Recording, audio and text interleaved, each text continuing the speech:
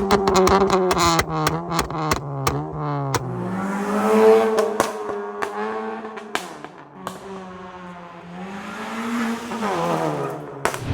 guys and welcome to another vlog. I'm driving this. This is the 4th generation of the Honda City. This is the facelifted model, the SV, and this car comes courtesy of Switch It to me. Lot of you have been asking me to review the 4th generation of the Honda City. So here it is, a raised up version. This is not the key of the car because this being the SV variant does not have request sensors or keyless entry. Instead, this is another key which is actually of this very car. I'll tell you later what exactly that is. Straight away, let's open the engine bay because this is actually the petrol, and yes, gas struts have been added. How cool is that? Honda iV Tech cold air intake has been added here, and because this occupies a lot of space, the battery had to be removed. There is no battery in this car. Yes, there is absolutely no battery in this car.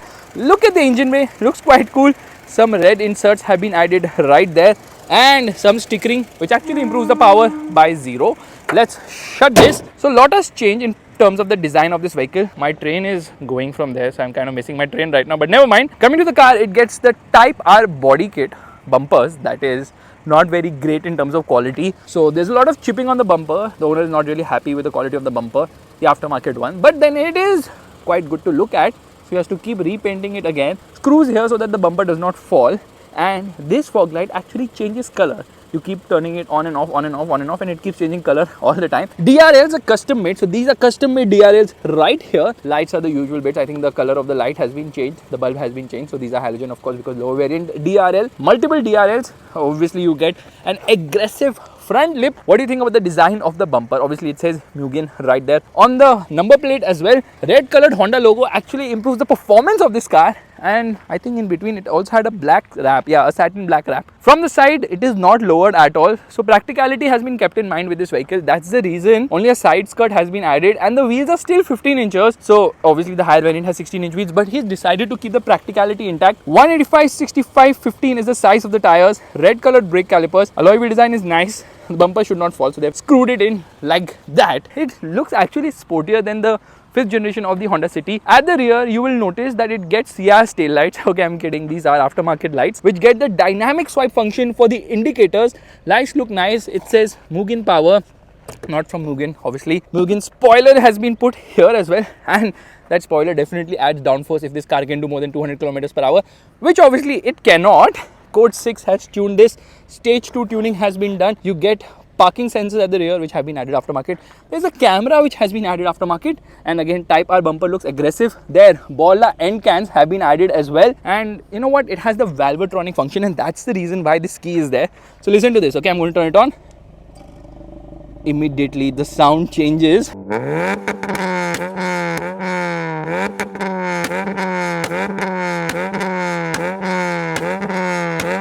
So that is the exhaust of the vehicle. Could have been welded better, but anyways, looks quite nice. Yeah, but these lights are so much like the Ciaz. Red colored Honda logo right there, which actually brings me to the front because I am going to open the boot, which I have to do from here itself. Now, there's some interesting bit in the boot. Obviously, a car without a battery won't be a working car. So the battery has been shifted here in the rear. Let me just open it and show it to you. That is the battery. This has been done because obviously there was no space at the front. Boot is the same as the regular Honda City, the 4th gen model, which is quite big honestly, and they've also added some weight to equalize the overall weight of the vehicle. Now let's get inside. Again, Mugen written right here. So I think tints have been added. This has been changed. If you notice, red stitching has been done. In fact, a lot of black paint has gone here and there, so it kind of blackened. In fact, the roof lining has been changed as well. Some ambient lighting. Actually, ambient lighting can be changed from an app. Yes, you can change the ambient lighting from an app, although it's not really very much visible as such. 70 mats. Good amount of space at the rear. Underside support isn't that bad. Rear AC vents. Headroom is good enough. You get Sparco seat belt, whatever you call it, cushion, and obviously you get it at the rear as well. So different color here and there. Center passenger does not get a head. No adjustable headrest. Earlier Honda used to cut costs severely. Not that they don't do it now. Twin cup holders here. This is so flimsy now. That's kind of crazy. Dashboard obviously gets a lot of black and red treatment. So a lot of stuff has happened to the dashboard in terms of painting it here and there. Even the A pillar, B pillar, C pillar, all of that have been painted.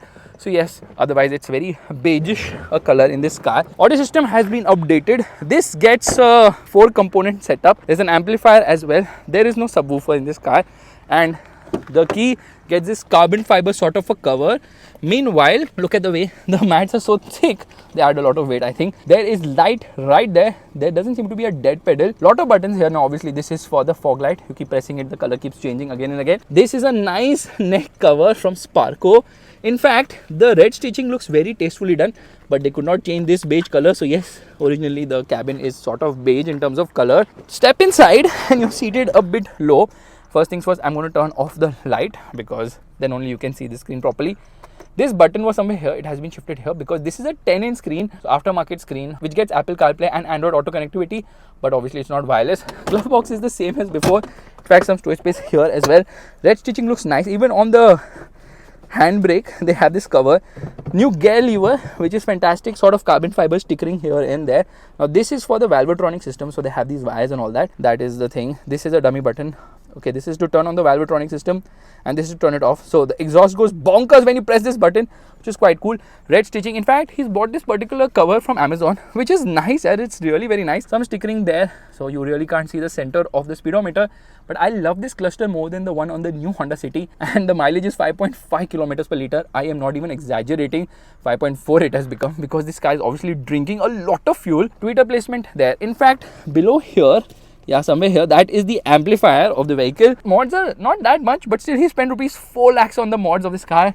And I like this finishing. Black looks quite nice and sporty. And when it's black, I always carry for beige, so that's how it is. Tweeter is there actually, yeah. Now this thing has been added to block the sun, which is there on all the windows, but I have removed 3 of them right now because obviously then I won't be able to see much on the inside as well. A lot of stuff has been added here and there. Yeah, you can see that. And obviously it has got Involve Your Senses perfume, Involve One Classic. So the car really smells nice. I love this touch panel for the air conditioning system, which is quite good. Yeah, it's not the easiest to operate, but it looks so freaking premium. Let's get into reverse. This is the reverse parking camera of the vehicle, which is pointing, I don't know why, to the sky. But anyways, it's all about VTEC power. How does the car drive? Let's start driving right away.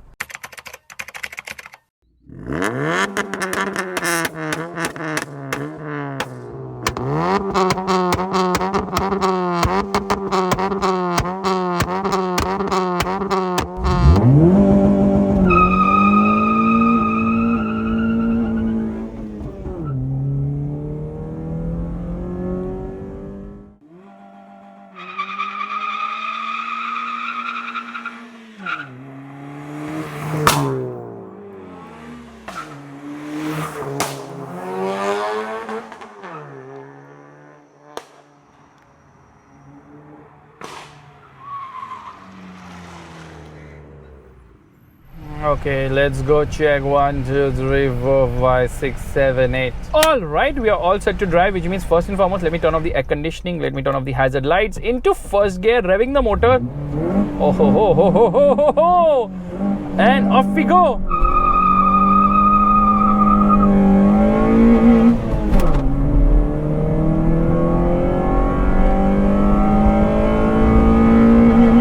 100 in second gear. That is the kind of performance this VTEC motor has to offer.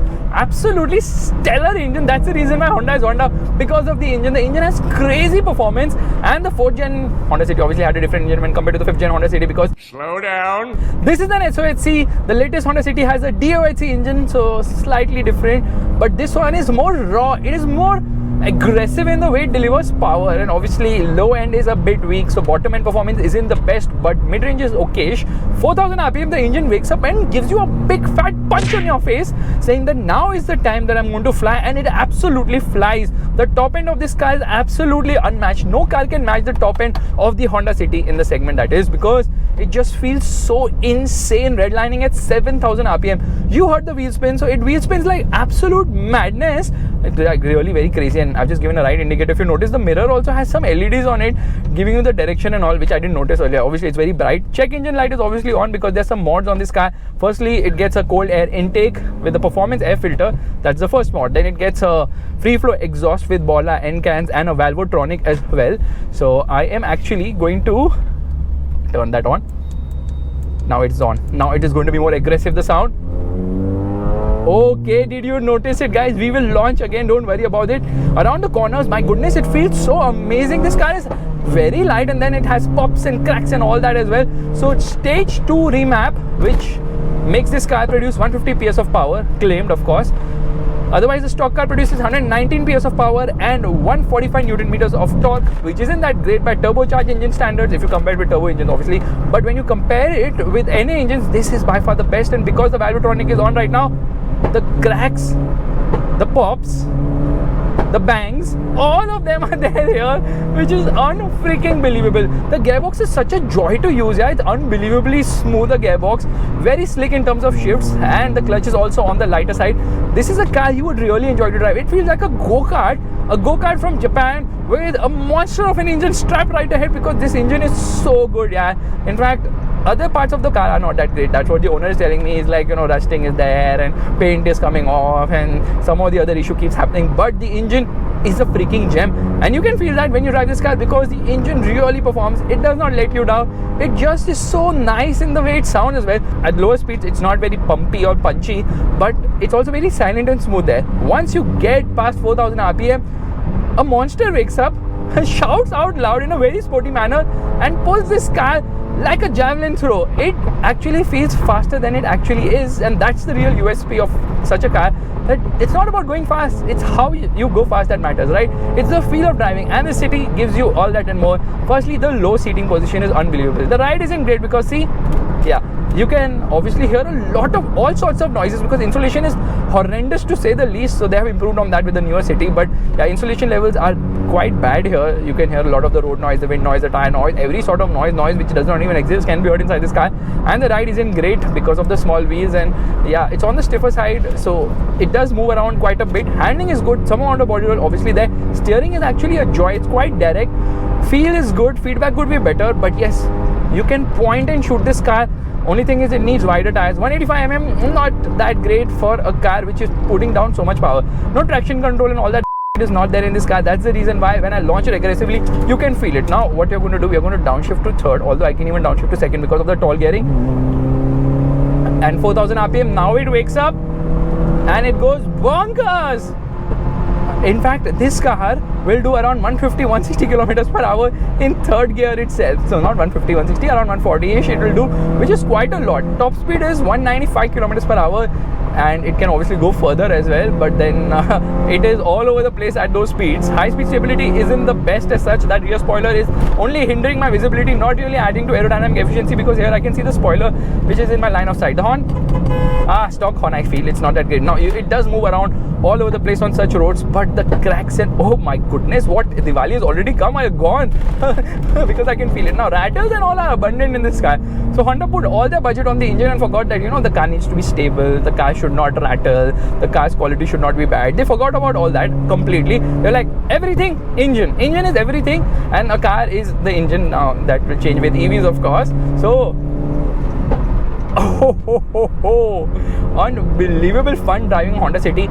In fact, I've done a vlog on the 4th generation Honda City, and that's one of the reasons why most of you are the OG Fastbeamers who have seen the video are like, you know, I love you Fastbeam.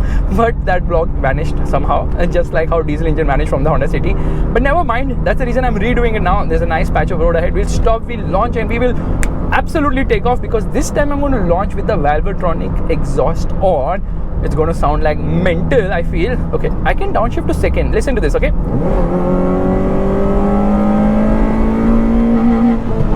7,000 RPM, yaar. Why don't other car brands also do 7,000 RPM? 7,000 RPM, where everything fades. The machine becomes weightless, just disappears.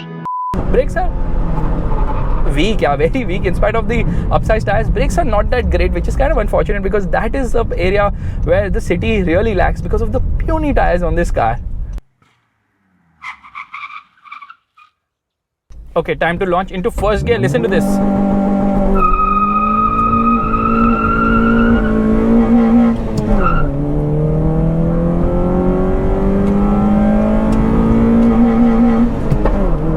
performance is such that it wheel spins on upshift as well. First gear 60 kilometers per hour, second gear goes beyond 100 kilometers per hour, and third gear, my goodness, the car keeps pulling relentlessly. There is no let go in terms of performance. The only bad news is that the fuel efficiency is right now 5.9 kilometers per liter, which is very sad. It's drinking fuel right, left and center. This one I think has a 42 liter fuel tank, and then they reduce the fuel tank capacity in the newer city, I believe, or whatever. That's not important. The important part is that you have to visit the fuel station very frequently, no matter how big the tank size is, because with all these mods now, the whole agenda is pump more fuel inside the freaking engine for better performance. And trust me, this car is so good in the way it sounds in the higher end of the rev range. Because of the road noise, na, little bit of good sound vanishes away, the sound from the exhaust, but the exhaust is always ready to pop and crack and give bangs and whatnot. For a moment you're worried what is happening behind, but trust me on this, the feel, even on parts hotel, yeah, the engine sounds super duper awesome. This car feels like a really fast and fun go-kart because firstly the seating position of the city is phenomenal. Honda knows that people who love the city will only buy the city, even though the Elevate is priced cheaper and is a high riding vehicle, more practical and all that. Honda is so confident that the city is so much fun that people will just buy the city and it will not cannibalize with the Elevate, which is not true because it will, but trust me on this. Most people who buy the city don't even know the potential of this car. This car can absolutely fly like nuts. Modify it a bit and you are going to smile like crazy because that is the kind of performance, that's the level of performance. I just wish that the brakes were better because the brakes are quite weak here. Listen to this, okay? I'm not even applying full brakes, okay? But okay, we'll do a braking test later, which you will be able to see. But yes, braking performance could be a lot better here. Yeah, okay, now into first gear, launching it again, hazard lights on, hazard lights off. Listen to this.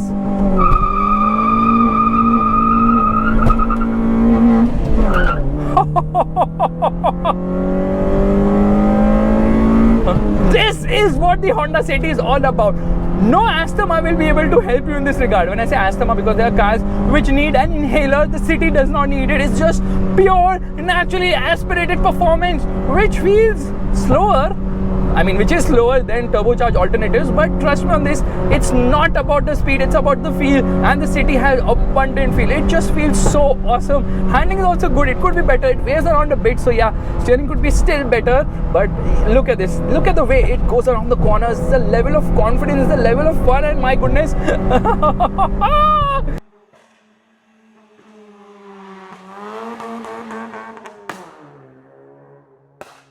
This is a car which even Max Verstappen would be happy driving. Okay, now he's obligated to Honda, so he'll drive anything that Honda gives him. But still, he drives a Civic, yeah. So, unbelievable car. What an engine! What an engine! And what a freaking engine! Listen to this.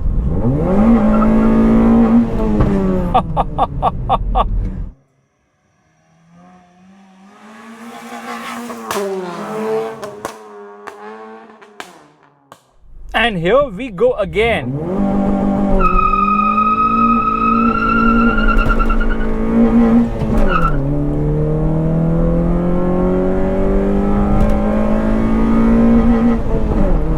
No soft limiter red lines at obviously 7,000 RPM, but launches it at 6,000 RPM. This same engine in the automatic is absolute garbage, but in the manual, it's a 5-speed manual. You never go into 3rd, 4th or 5th gear. You never need to, because 1, 2 is more than enough to really enjoy this car.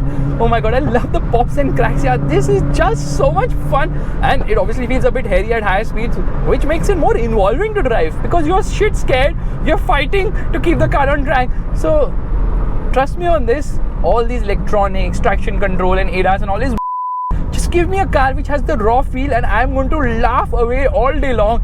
No one makes engines like Honda, absolutely nobody, and you might call me a fool for this, but I find the 4th gen Honda City to be much better than the 5th generation model. Firstly, I feel the interior is better, the instrument cluster is definitely better, the looks are better, the engine is more raw, the engine sounds better. In so many areas, I feel the new Honda City just does not match to the 4th generation model. This one is going to be an icon. going forward. Trust me on this, it's going to have great resale. This one is going to become like the Civic, the 8th generation Civic, which has a cult status in India and even abroad, because the design of that was just amazing. I don't know why Honda has kind of ruined it, trying to make it more smooth and better and more premium, like they did when they went from the 1st generation City to the 2nd generation City. And I have done a vlog on all the generations of the City, right from the 1st gen on the automatic to the VTEC to the 2nd generation, the new Honda City, the Dolphin shape. This is obviously the 4th generation. I've done it on the 3rd generation model as well, because I'm a huge fan of the Honda City, just because of the engine. Just imagine, the engine is so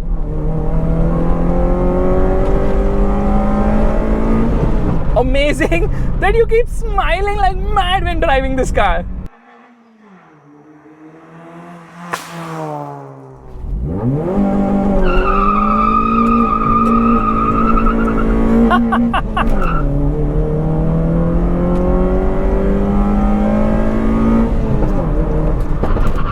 Yeah, brakes could be so much better. So guys, if you like this vlog, make sure to give the thumbs up, that's the like button, and also subscribe to the channel. I will see you guys in the next video real soon, and let me know which other older car I should review. In fact, in a higher gear, in 5th gear right now, it's cruising at 100 km per hour at slightly under 3000 RPM, but on full throttle, it still sounds so nice. Bye.